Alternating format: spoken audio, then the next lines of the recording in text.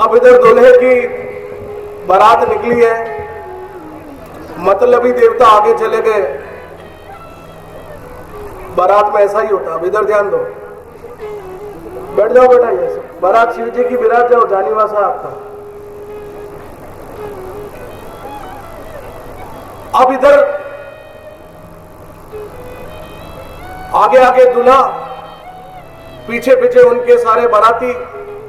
पीछे मुड़ के देखा तो देवता का है, तो वो तो सबसे आगे है। दूल्हा बेचारा पीछे, देवता सब आगे।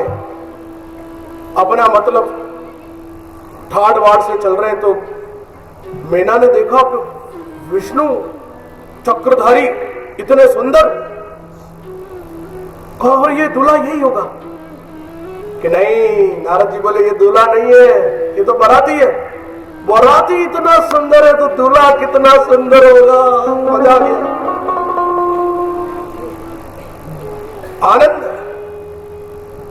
इंद्र को देखा एक से बढ़कर एक बाराती, और वो सब मन ही मन खुश हो रहे हैं कि तू देख तो सही दूल्हा, तेरी तबीयत खुश हो जाएगी। भोलेनाथ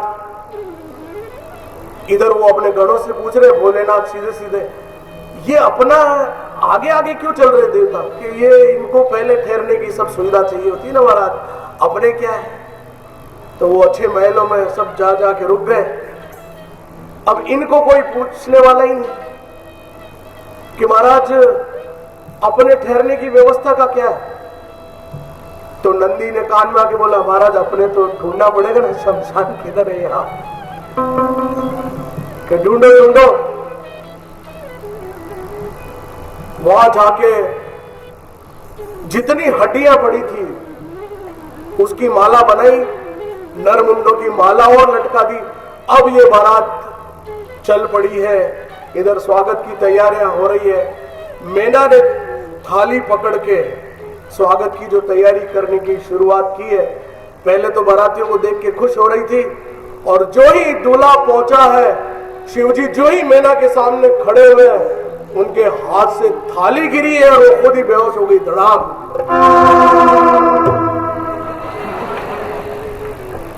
गिर गई मैना जी। शास्त्र में लिखा है कि मैना जी इसलिए गिरी कि शिव को देख के उसे चक्कर आ गए, लेकिन ऐसा नहीं है। नारद ने जैसे तैसे करके पंखा चल के मैना जी को खड़ा किया। वो मैना को गालियां देने लगी नारद को कि तुम कैसे दुष्ट ब्राह्मण हो, तुमने मेरी बेटी का जीवन सत्यानाश कर दिया। इतनी सुकोमल कन्या को तुम ऐसे चांडाल भभूत वाले बाबा पकड़ के लाए हो, तुमको शर्म आनी चाहिए, तुमको नरक में भी कोई जगह नहीं देगा। नारद कि ठहरो माता जी ठहरो, आपको गलतफहमी हुई है। चुपचाप नारद जी शिव जी के पास गए, कान में बोला, महाराज ये नाग वाग सब हटाओ ना, बेचारी साहस आपकी, ये सब थोड़ा अंगुलियां सुधारो। कि तेरे सब देवता तो स्वार्थी, मतलब ही अपना काम करके मुझे कौन सुधारेगा। फिर बड़ी मिन्नत करके नारद जी ने शिव जी को पठाया है, और फिर उनको जो नहला धुला कर जो वेश पहनाया है, जो शरीर भोलेनाथ का सौष्ठव निखर कर आया है, जो ही फिर वापस शिव जी वहां खड़े हुए, तब फिर दूसरी बार मैना जी बेहोश, धड़ाम। पहले तो इसलिए बेहोश हो गई कि ये शिव जी ऐसे, और दूसरी बार ऐसे, ये शिव जी ऐसे जिसमें साक्षात चंद्रमा या चमक रहा है, जिसके सर पर चंद्रमा बैठा है, ये सोचकर मैना बेहोश हुई कि गजब, जिसने चंद्रमा को स्वयं धारण किया हुआ, ऐसे मेरी बेटी का पति मिला है, इससे बड़ा सौभाग्य कुछ नहीं हो सकता। मित्रों, भोलेनाथ ने विवाह किया, ये विवाह की औपचारिकता थी, बाकी वरण तो पूर्व जन्म का है। सती ही पार्वती बनकर आई है। यहां पर पहचान कराई गई, खूब आनंद मना।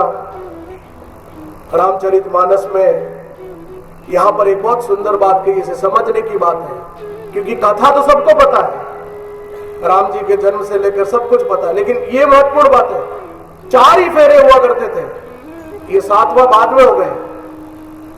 7 क्यों हो गए वो फिर बताऊंगा मैं। पहले 4 क्यों हुए?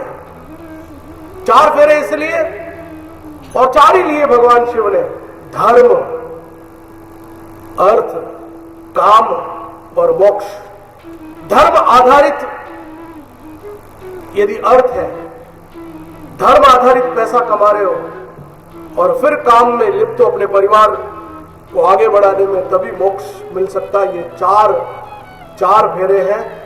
5वें, 6ठे, 7वें तो भारत में पता नहीं, आधुनिक युग में 5वां फेरा शायद बंगले के लिए होगा, 6ठा कार के लिए होगा, 7वां आजकल मोबाइल के लिए होता होगा। हाँ, तो 7 फेरे अब चालू हुए। 4 फेरे ही होते थे। कार्तिकेय यानी पुरुषार्थ का जन्म हुआ है, तारकासुर का वध हुआ है। अब यहां पर तुलसीदास जी की महत्वपूर्ण चौपाई आती है, मंगल भवन है अमंगल हारी, द्रव सुदशरथ अजिर बिहारी। अमंगल को हरने वाले मंगलकारी दशरथ के आंगन में बाल क्रीड़ा करने वाले राम जी को मैं प्रणाम करता हूं। आइए अब हम रामावतार के 5 कारणों को जानेंगे। पहला कारण, सनत कुमार अपने पिता यानी विष्णु जी से मिलने जा रहे थे।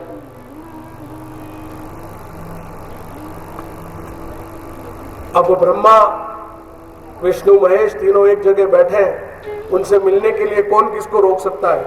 लेकिन जय विजय नाम के 2 द्वारपाल थे, उन्होंने रोक दिया। ठहरे, तुम कहां जा रहे हो?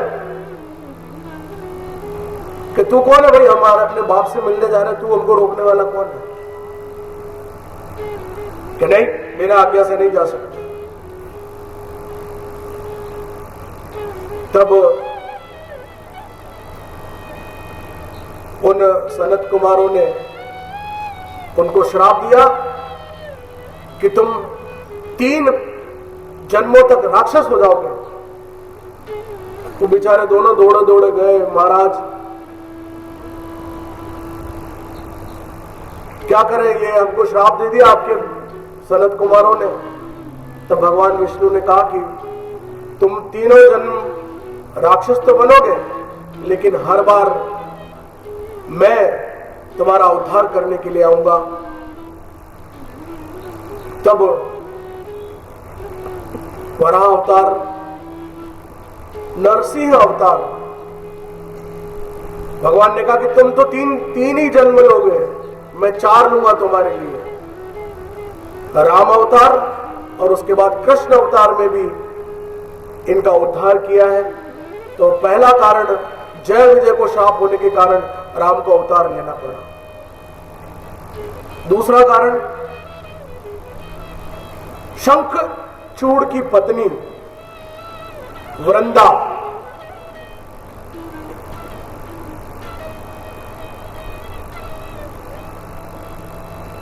उसको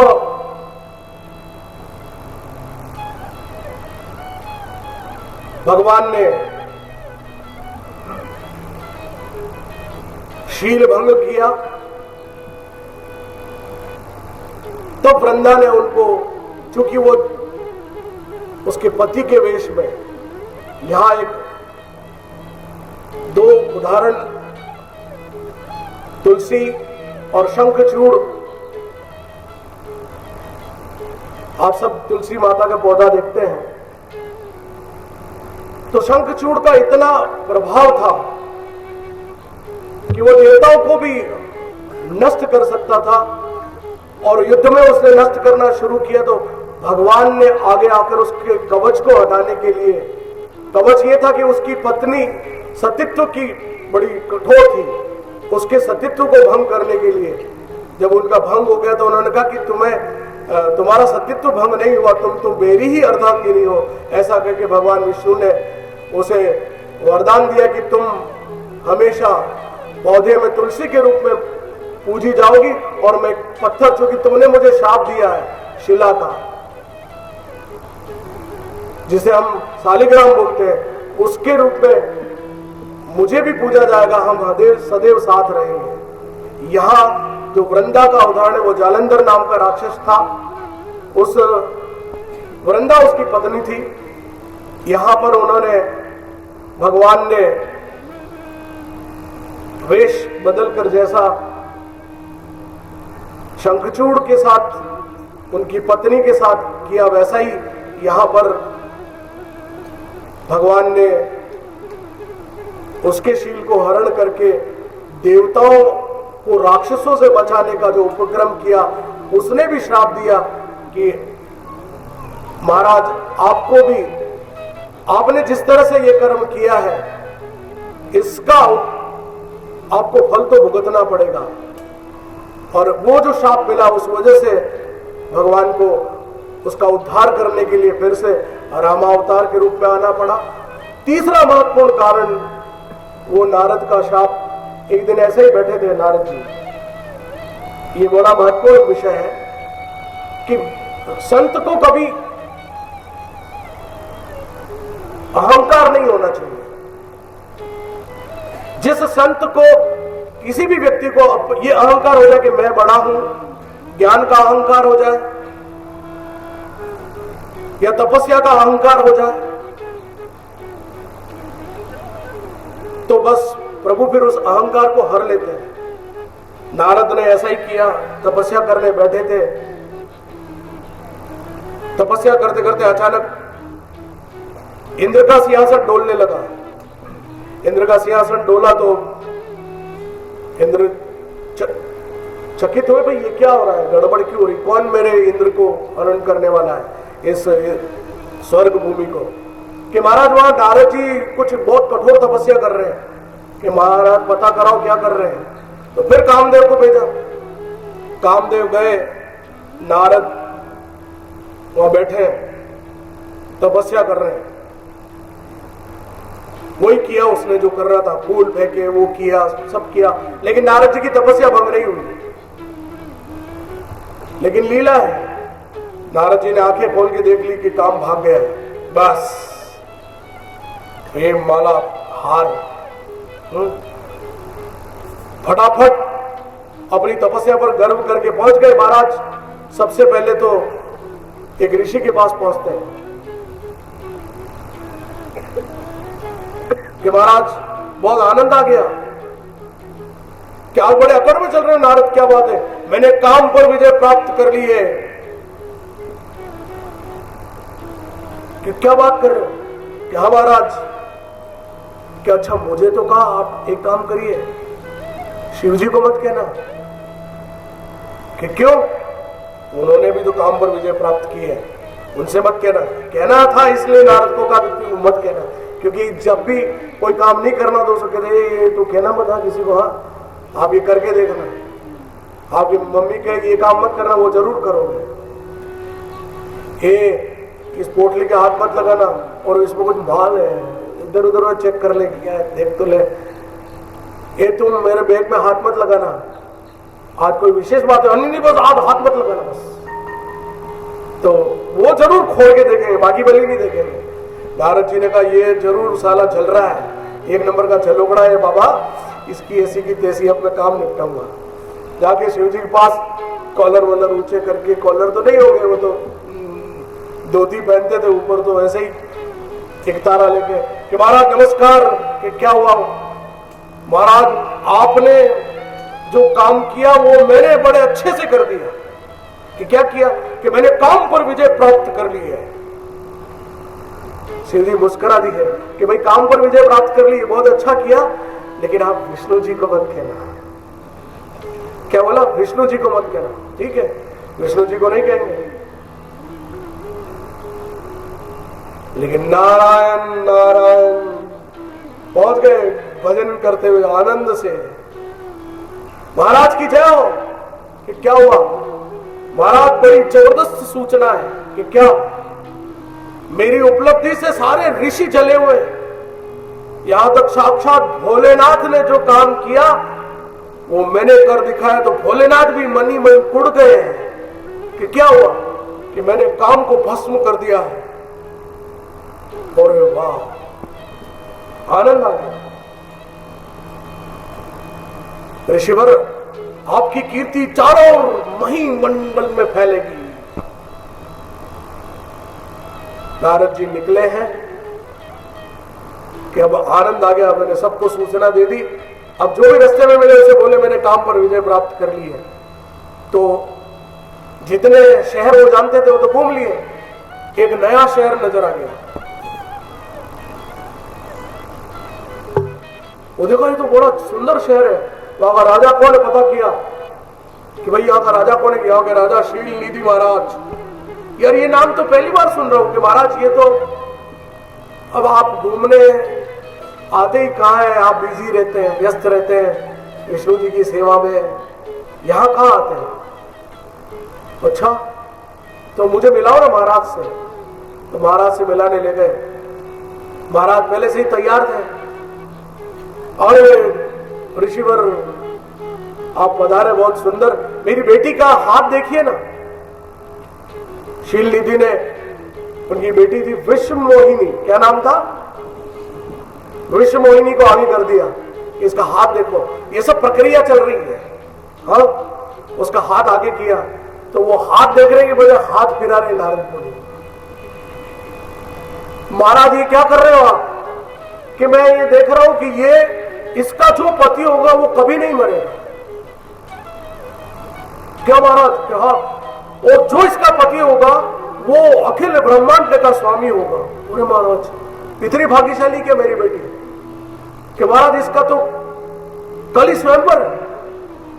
नारद का दिमाग सटक गया।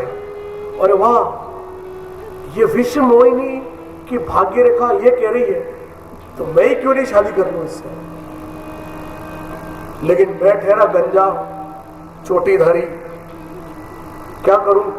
वो दौड़े दौड़ गए विष्णु के पास के भगवान आज मुझे आपसे एक काम आन पड़ा है, बोलो कि आपका ये रूप मुझे दे दो, ये मुकुट अपने नहीं होता यार, तेरी टी शर्ट मेरे को दे देना, अच्छी लग रही है। कहाँ जा रहा है वो? थोड़ा नहीं आज पार्टी में। हाँ आप ही मांगते हो। तो उन्होंने मांगा भगवान से कि आप ये सब रूप हमको दे दो। क्या? हाँ दे देते, ले जाओ ना, इसमें क्या बात है। अब भगवान ने रूप दिया, नारद जी ने अपना चेहरा देखा तो उनको सचमुच वही रूप दिखा, विष्णु जैसी शक्ल। खुश हो गए, वाह। अब इधर शिव जी ने 2 गण पीछे छोड़ दिए कि जाओ तुम दोनों, ये नारद जी की आज बुद्धि भ्रष्ट है, तुम लगातार पीछे रहो। वो दोनों ब्राह्मण बन के साथ हो गए, एक तो नंदी होगा कोई और होगा, वो साथ साथ पीछे चल रहे हैं, मस्करी भी कर रहे हैं कि महाराज बहुत छच रहे हो, ये तुम मेरे पीछे क्यों रखनी महाराज, हमको आनंद आ रहा है। आप तुम हो कौन? हम दोनों ब्राह्मण है महाराज, थोड़ी बहुत भिक्षा मिल जाएगी तो आनंद हम भी ले लेंगे। नारद जी ने कहा होगा अपने के, अपन तो वहां गए और सबसे पहले सिंहासन पर बैठ के जाते। विश्व मोहिनी आई, जिस पंक्ति में नारद जी बैठे हुए थे, अब हरि का रूप, हरि का मतलब संस्कृत पढ़ते हो ना, हरि के 2 मतलब होते हैं, हरि का मतलब ईश्वर और हरि का मतलब बंदर। तो हरि का रूप दिया है तुमको, तो वो हरि का रूप देख के सबसे पहले बंदर बैठा हुआ। अब वो विश्व मोहिनी आई, लाइन में देखो सबसे पहले बंदर बैठा हुआ, तो वो लाइन ही छोड़ दी और वो दोनों चावलूस बैठे हुए हैं शिव जी के। महाराज आज तो आपका कल्याण हो गया, आप इतने छचरे हो, आपको ही वो वर लेगी। वो उनको देखा, भाई ये लाइन क्यों बदल गई? नहीं, उसने आपको देखा नहीं है, आप खड़े हो जाओ, उसने आपको देखा नहीं, महाराज जल्दी खड़े हो, आगे बढ़ो, वो दूसरों को वर लेगी, आगे बढ़ो। वो छेड़ रहे, धक्का दे रहे। अब वो बंदर का रूप लेके विश्व मोहिनी के आगे जाके फदक कर खड़े हो गए। विश्व मोहिनी ने फिर आंखें तर रही है, बंदर यह कहाँ आ गया? फिर लाइन बदल दी, इधर आ गई। वो गण वापस शिव जी के बदमाश बोले, महाराज ध्यान से नहीं देखा है, वापस आगे खड़े हो जाओ, आगे खड़े हो गए। जाके विश्व मोहिनी ने जोर से धक्का दिया, हट बंदर, शर्म नहीं आती, गंदी सी शक्ल लेकर खड़ा हो गया है।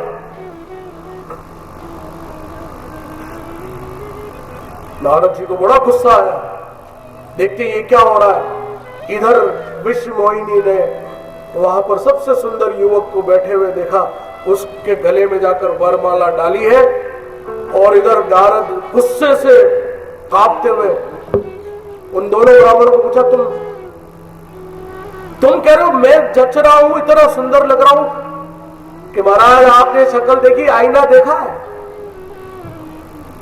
आईना बड़ी महत्वपूर्ण चीज है। जब खुद देखते हैं आनंद आता है, लेकिन कोई दूसरा कह देगा आईना देखा है, तब मन में बहुत तकलीफ होती है। ये आईने के दो पक्ष हैं। एक तो खुद आईना देखो तो खुश हो जाओ, रीझ जाओ, अपनी शक्ल जैसी भी है लेकिन हम खुश होते हैं आईना देख के, वाह मेरी क्या सुंदर शक्ल है। लेकिन कोई दूसरा जब उसी आईने को पलट कर आपको दिखा दे, तब आपकी आत्मा छलनी हो जाती है, मुझे ये आईना दिखा है। ये सांकेतिक अर्थ है। यहां पर जाकर महाराज अपनी शक्ल तो देखो। नदी के किनारे जाकर जो ही नारद ने अपनी शक्ल देखी है, शक्ल देखकर वो वानर रूप देखा है, उस पानी को उन्होंने जो ही छींटे मारे हैं, देखा कि सामने से विश्व मोहिनी को लेकर भगवान विष्णु स्वयं जा रहे हैं। ठहरो, तुम दुनिया के सबसे बड़े प्रपंची हो विष्णु, तीनों लोकों में मैं तुम्हारा यशगान करता फिरता हूं। आज तुमने मेरे साथ छल किया है, मैं तुमको शाप देता हूं। जिस स्त्री की वजह से तुमने आज मेरे साथ ये धोखा किया है, तुमको मनुष्य रूप में अवतरित होना पड़ेगा, और तुम्हारी स्त्री, जैसे तुमने मेरे से ये स्त्री हरी है, वैसे तुम्हारी स्त्री को राक्षस हर के ले जाएंगे, और जो रूप तुमने वानर मुझे दिया है वही वानर तुम्हारी रक्षा करने के लिए होंगे। मैं तुम्हें शाप देता हूं।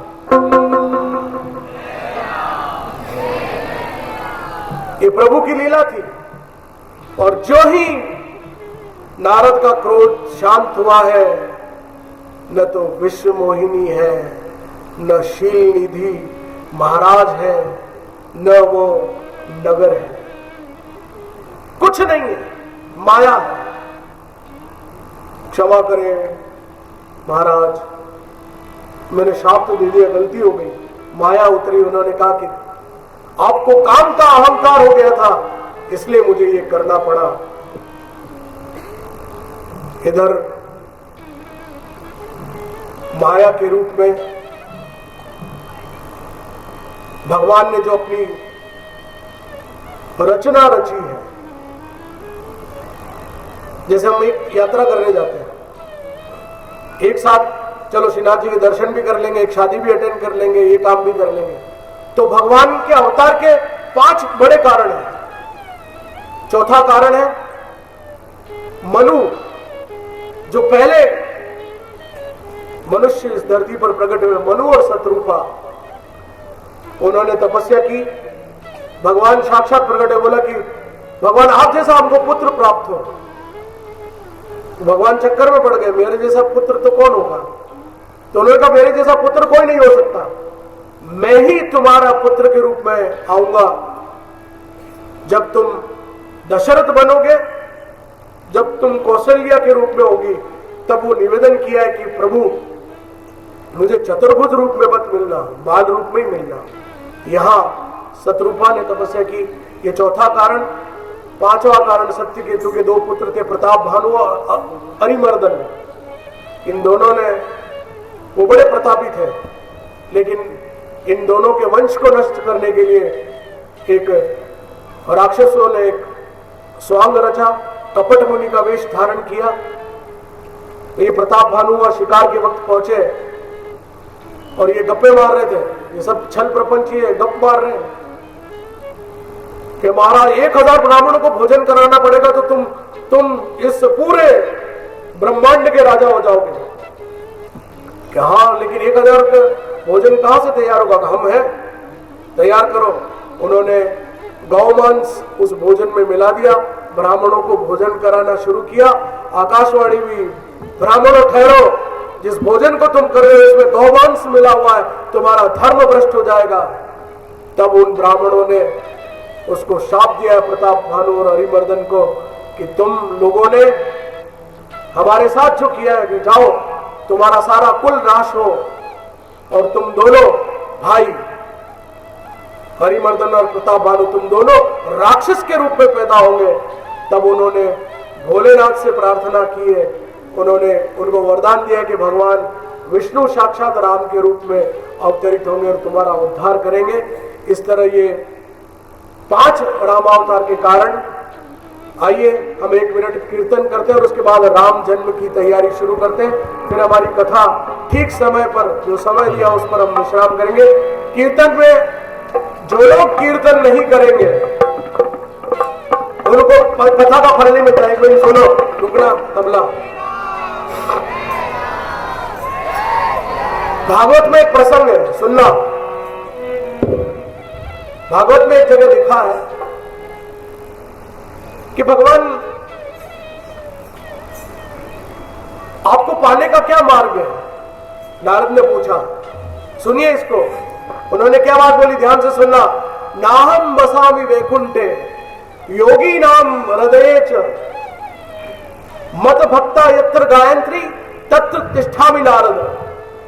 मैं योगियों के हृदय में भी नहीं हूं, वैकुंठ में भी नहीं हूं। मैं कहां हूं? जहां मेरे भक्त कीर्तन कर रहे होते हैं उनके हृदय में मैं रहता हूं, इसलिए कीर्तन करना चाहिए। आइए हम दिल से, आज उत्साह आनंद आ रहा है कि नहीं आ रहा है? जोर से बोलिए, प्रभु श्री रामचंद्र भगवान की। श्री राम रमापति सीताराम पुरुषोत्तम परमात्मा रघुकुल नंदन जय श्री राम हरि नारायण। जो से बोलो ब्रह्मा की जय जय, विष्णु की जय जय।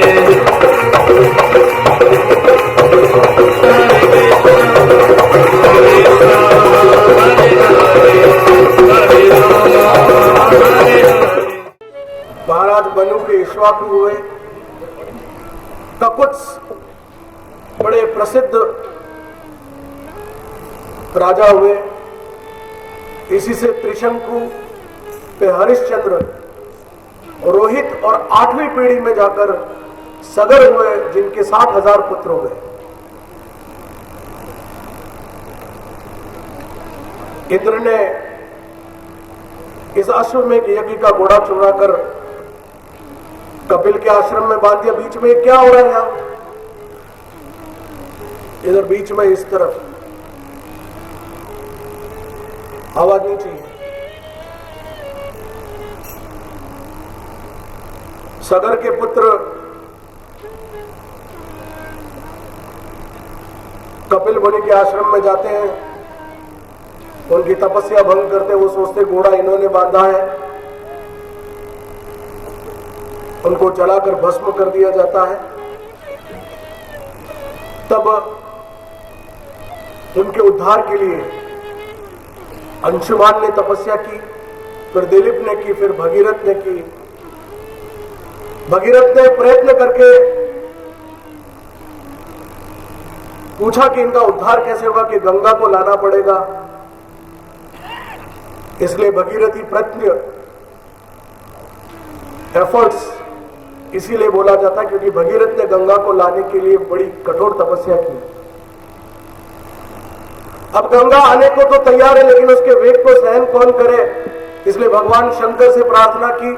भगवान ने उसे अपनी जटाओं में स्थान दिया, इसलिए उसका वेग कम हुआ। वो बहती हुई जो ही आगे बढ़ी। जहन्नु ऋषि की तपस्या भंग हुई। उन्होंने उसको पकड़कर अपने कमंडल में डाल दिया। कमंडल में डाला, फिर तपस्या करनी पड़ी, वहां से फिर प्रकट हुई, इसलिए इस गंगा का नाम जाह्नवी पड़ा। और इस तरह सगर पुत्रों का उद्धार हुआ। उसके बाद खटवांग हुए, खटवांग के फिर दिलीप हुए, राजा दिलीप से फिर रघु हुए, जिनसे रघुवंश कहलाया, क्योंकि रघु ही एकमात्र ऐसे राजा थे जिन्होंने अपने पहने हुए कपड़ों के अलावा सब कुछ दान दे दिया, इसलिए वो रघुकुल रीत। रानी ने कहा सब कुछ दे दोगे कि नहीं, वचन दिया है। रघुकुल रीत सदा चली आई, प्राण जाए पर वचन न जाए। ये यहीं से पैदा हुआ, सब दान दे दिए।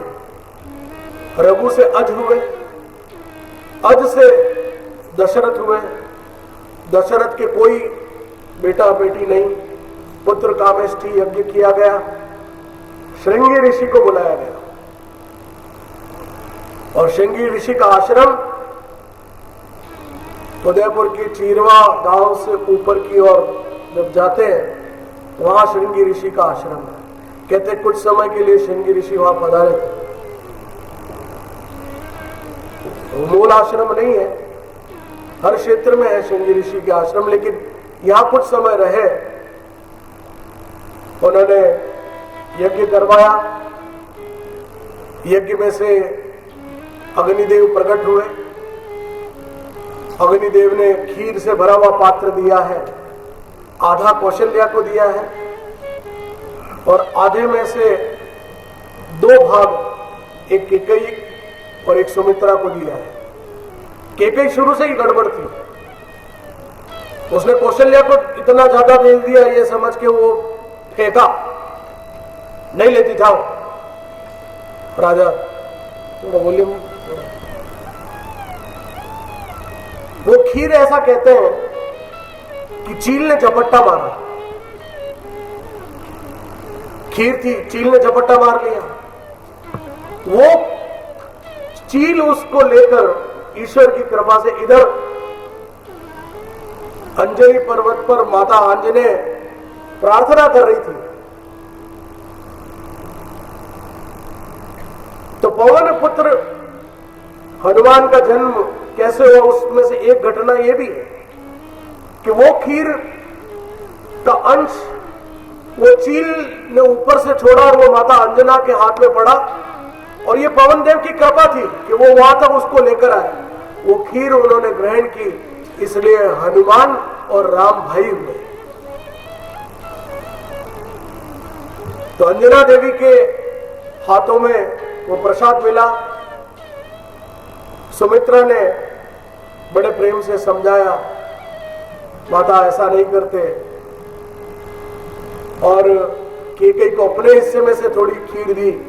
ईश्वर सब देखता है, आप सभी जानते हैं कथा को। कौशल्या के राम हुए, सुमित्रा के लक्ष्मण और शत्रुघ्न हुए, और केकई के भरत हुए। और यहां पर बहुत सुंदर कीर्तन हम सब बाद में जब हम करेंगे उस समय, भय प्रगट कृपाला दीन दयाला कौशल्या हितकारी, ये आप सब इससे भली बात ही परिचित है। बाल लीलाएं बहुत हुई, काकभूषण जी भी आए, कौवे का वेश धारण किए हुए, लीला देखने की इच्छा हुई। भगवान शिव को भी तो मदारी बनकर आ गए, और हनुमान जी महाराज भी छोटे से वानर के रूप में प्रभु के दर्शन करने चले आए हैं। ऐसी अनेक बातें रामचरितमानस में देखने को मिलती है, लेकिन एक व्याख्या और है। साक्षात विष्णु के रूप में राम है, शंख के रूप में भरत है, समझना, शंख के रूप में भरत है, चक्र के रूप में शत्रुघ्न है, और शेषनाग के रूप में लक्ष्मण है, लक्ष्मी के रूप में सीता है, और गदा के रूप में स्वयं साक्षात हनुमान है। पालने में भी राम दिख रहे हैं, मंदिर में भी राम दिख रहे हैं, खुद चलकर खा रहे हैं, मां ने पकड़ लिया।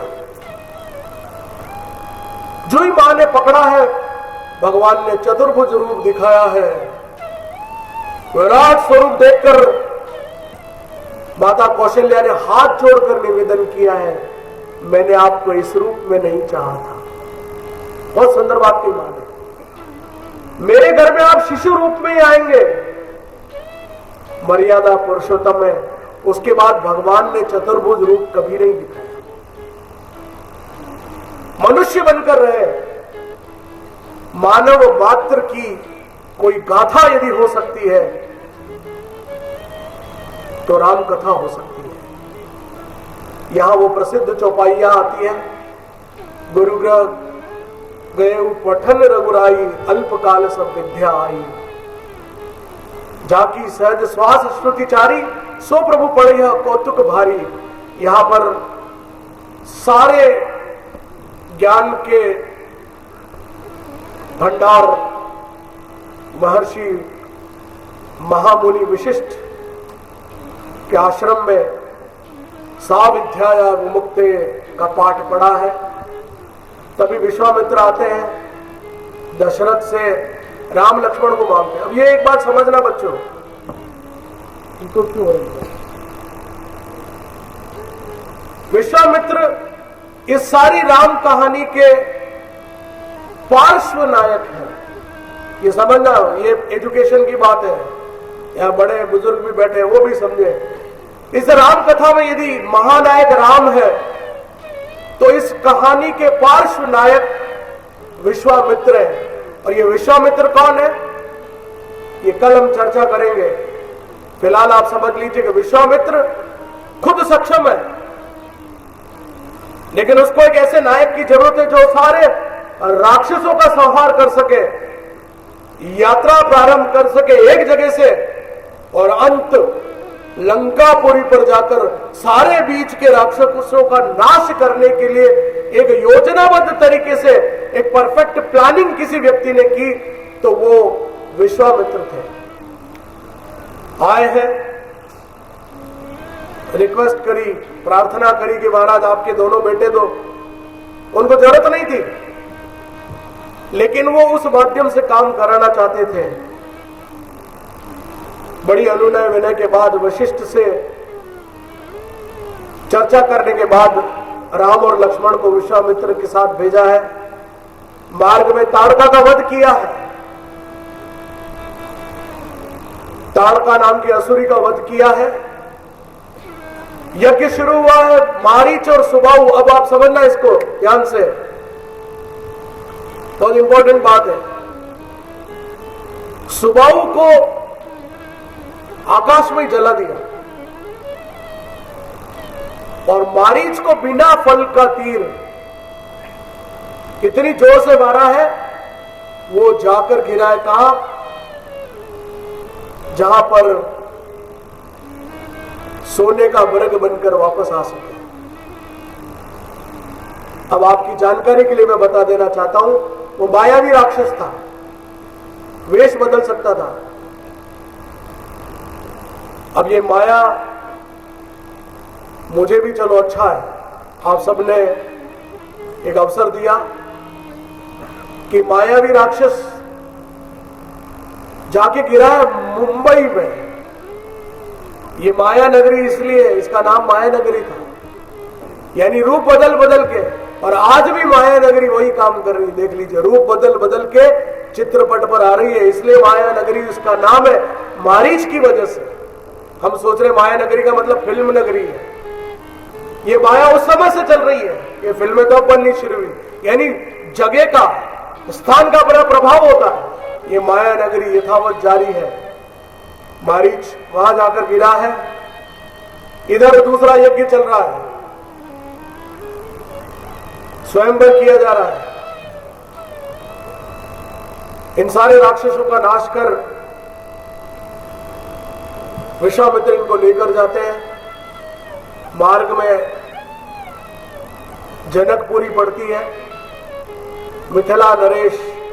ये जनक कौन है, इस पर हम कल चर्चा करेंगे। अभी यहां पर निमंत्रण नहीं दिया है। किसको निमंत्रण नहीं दिया? स्वयंवर का सबको निमंत्रण भेजा, राम जी को, दशरथ को नहीं भेजा। क्यों नहीं भेजा पता है? कौन जानता है? 1 घंटा सीधे बैठो, बस अंतिम चरण में अभी हम राम सीता विवाह करा देंगे जल्दी से। ये सब घटनाएं तो आपको पता है, जो नहीं पता वही तो पता नहीं। क्यों नहीं भेजा निमंत्रण? कौन बताया? उनके झगड़ा था आपस में, हाँ झगड़ा था, बिल्कुल। कौन सा झगड़ा था पता है? एक बार क्या हुआ, शिकार करते करते राजा जनक अयोध्या नगरी में घुस गए। दोनों की सीमाएं पास है, जुड़ी हुई। तो वहां शिकार करते वहां घुस गए, तो उन्होंने सोचा एक हिरण या कोई सुअर पानी पी रहा है, तो राजा जनक ने तीर छोड़ा, वो तीर जाकर एक गाय को लग गया, गाय मर गई, बहुत हत्या हो गई। गाय को सनातन संस्कृति में पवित्र समझा जाता है, तो गाय को लग गया। अब क्या करें? देखा ये तो राजा दशरथ की भूमि है, जाकर निवेदन किया कि जाओ भाई, सेवक को भेजा पता करो। दशरथ जी बड़े पुण्यात्मा है, वो आएंगे, छू लेंगे तो गाय जिंदा हो जाएगी, तो मुझ पर गो हत्या का पाप नहीं लगेगा। गए और राजा जनक को बोला कि, दशरथ को बोला कि महाराज, हमारे राजा जनक से ये गलती हो गई है, आपकी सीमा में एक गाय की हत्या हो गई है, आप पधारे और उसे छू ले, क्योंकि आप पुण्यात्मा हो, आप छू लेंगे तो कम से कम गो हत्या का पाप तो उन पे नहीं लगेगा। कि ठीक है, मैं जरूर आता, लेकिन अभी मेरे संध्या पूजन का समय है, आप एक काम करो, हमारे इस हरिजन को ले जाओ। कि महाराज ये क्या बात कर रहे हैं? हाँ, इसे ले जाओ, ये जिंदा कर देगा, सफाई करने वाला। कि हाँ, उसको ले गए सफाई करने वाली को, उसने गंगा जल उठाया, उसने कहा कि मेरे राजा दशरथ ने यदि जीवन में कोई पाप न किया हो तो ये गौ माता पुनः जिंदी हो। और ऐसा करके उसने गंगा जल हरिजन ने उन पे छिटका है गाय पे, और वो गाय उठ खड़ी हुई है।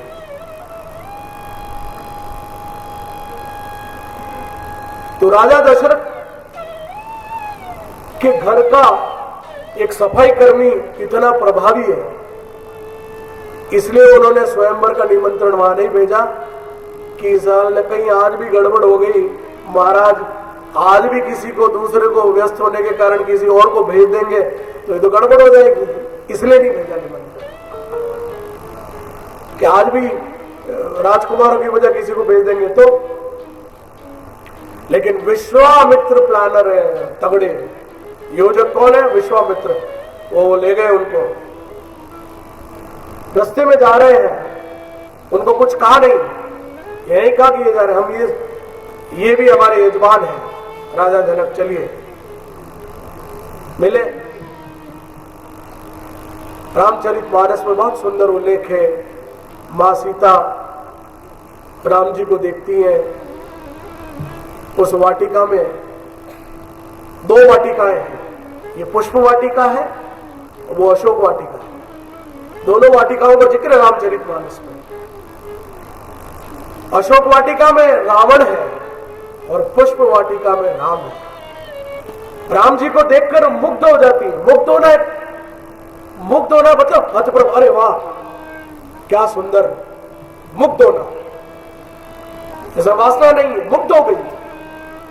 राम जी भी पहली बार प्रेम में पड़े, लक्ष्मण से कह रहे देख तो ये कितनी सुंदर बाला है, मर्यादा का उल्लंघन नहीं किया, क्यों नहीं किया गया प्रपोजल भेज दे तो, हाँ सरकार ने ऐसा नहीं किया, प्रपोज कर दे ऐसा नहीं बोला। देखा है, आंखें चार हुई, आजकल आंखें चार होने से पहले 4 SMS पहुंच जाते हैं। आंखें चार हुई,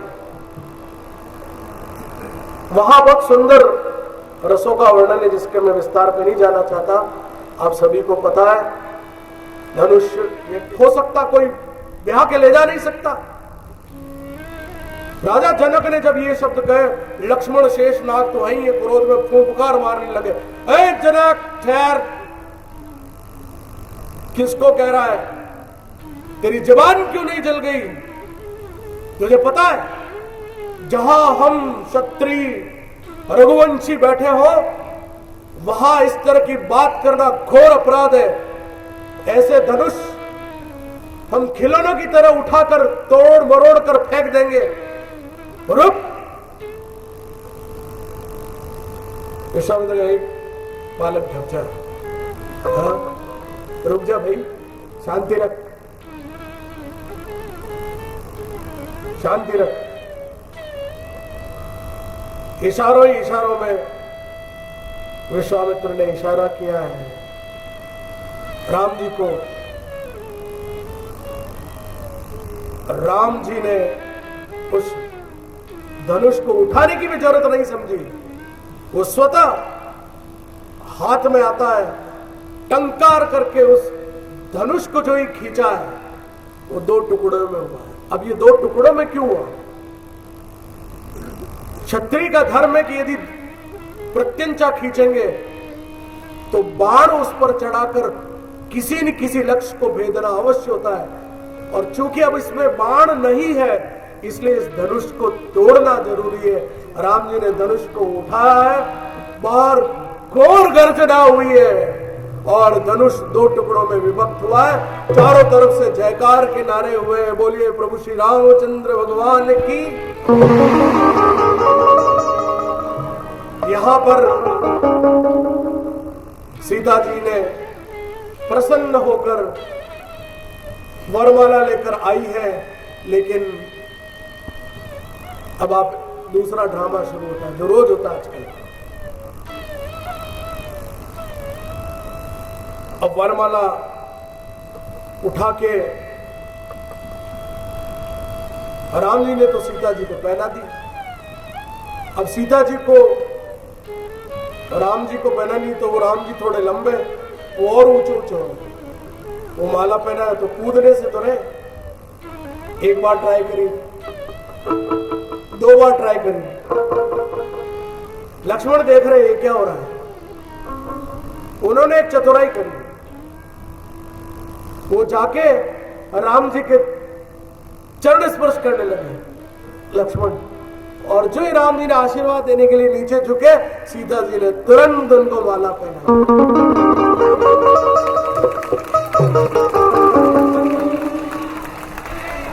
एक बार श्री राम जय राम के उद्घोष के साथ हम राम जी के विवाह का स्वागत करें, कीर्तन करें। प्रभु श्री रामचंद्र भगवान की। जय राम राम श्री राम राम प्रभु राम राम जय राम। श्री राम राम सुख राम राम रट राम राम श्री राम। जय राम राम श्री राम राम राम राम जय राम। श्री राम राम सुख राम राम रट राम राम श्री राम। मन राम राम सुख राम राम मुख राम राम श्री राम। निज राम राम श्री राम राम भज राम राम श्री राम। मन राम राम मुख राम राम धन राम राम श्री राम। निज राम राम श्री राम राम भज राम राम श्री राम।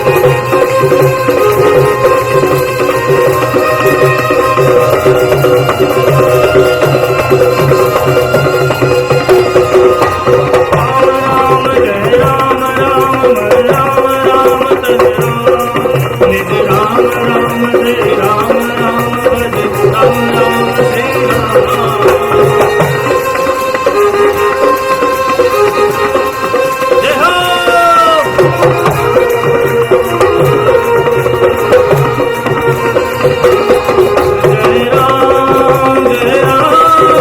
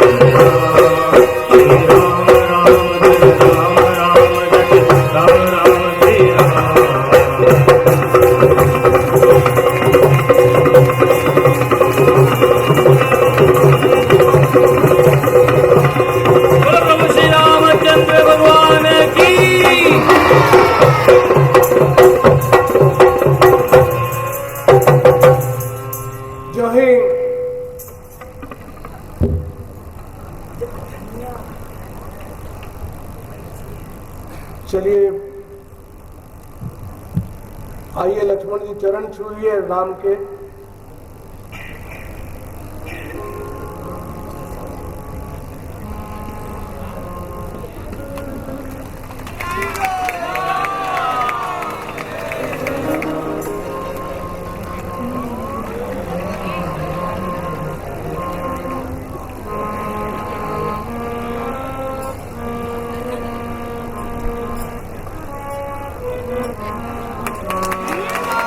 बोलो राम जी की निकली सवारी, राम जी की लीला है न्यारी। बोलो राम जी की निकली राम जी की लीला है न्यारी। एक तरफ लक्ष्मण एक तरफ सीता, बीच में अनक के बालनहारी। राम जी की निकली सवारी, राम जी की लीला है न्यारी। बोलो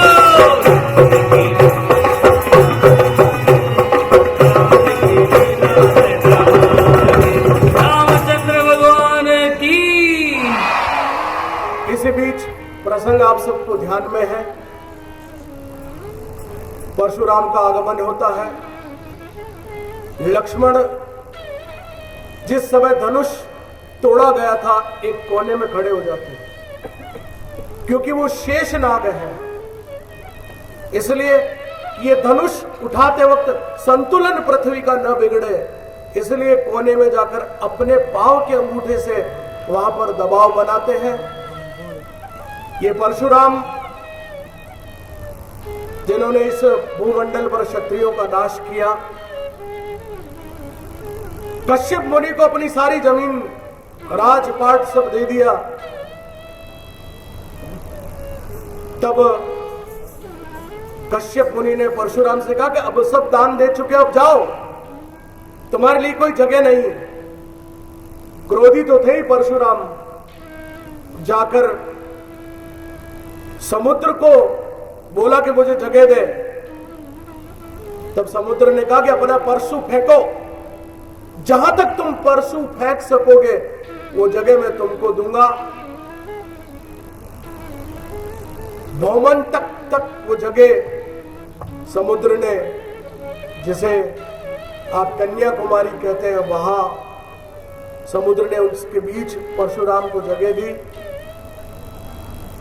राजा जनक को ये शिव जी का अलगव, इस धनुष का नाम है अलगव धनुष, ये अलगव धनुष और राजा जनक को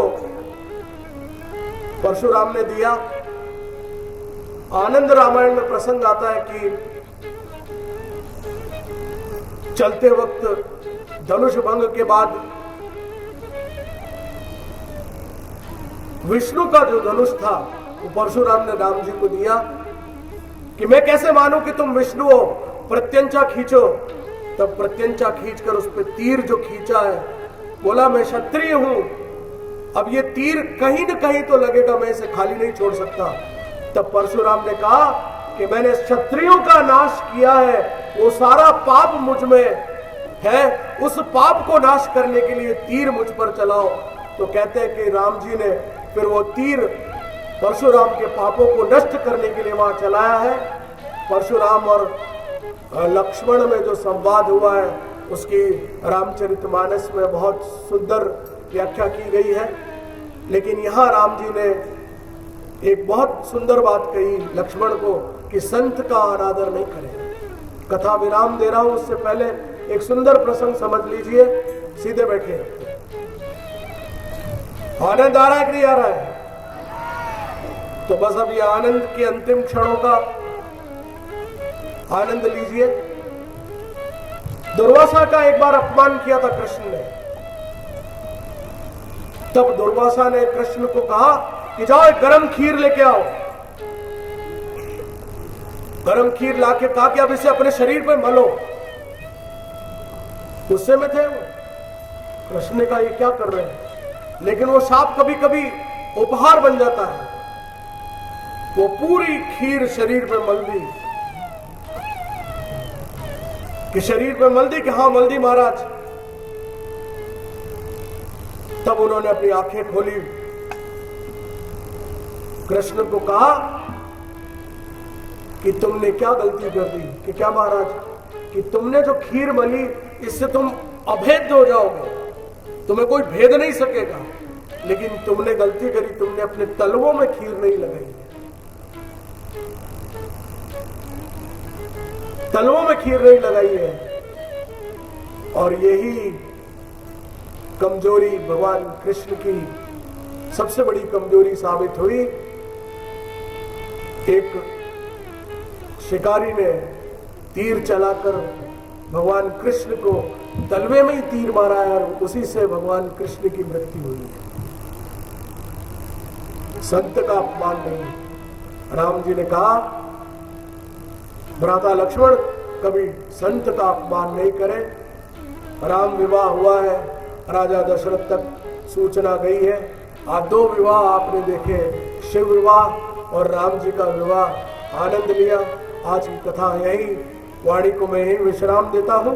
कल फिर संडे को अच्छे उत्साह से, कल शिव महिमा पर बहुत अच्छी चर्चा होगी। सारे परिवार के लोगों को लाइए और सबको यूनिफॉर्म में आना ही है। छोटे बच्चे भी, कल बसेस भी चलेगी वैसे, लेकिन आप कोशिश करके सब परिवार आए। पंचोटी और फतेहपुरा से आए हुए बच्चे, उनका भी स्वागत और अभिनंदन। कल अधिक से अधिक संख्या में समय पर आए, आनंद लें। आइए, कीर्तन करें, आरती करें और हम कथा को यही विश्राम दें। बोलो भोलेनाथ की।